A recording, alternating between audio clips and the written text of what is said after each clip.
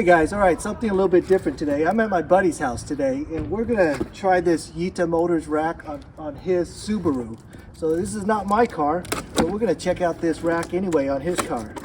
It's from YitaMotor's, and you know, if you don't want to spend a ton of money on a Thule or a Yakima, this might be the option.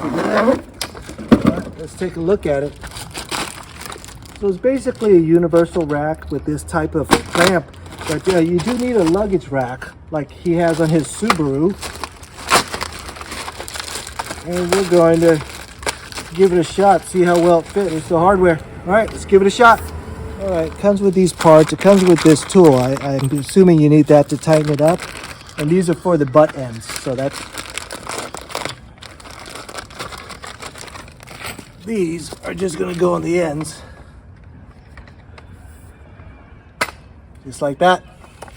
All right, so to open it up, you just loosen the screw first. You want to open it up so it fits that luggage rack. This side, to loosen it up, you have to unlock it first, and that's how they prevent you from getting it stolen.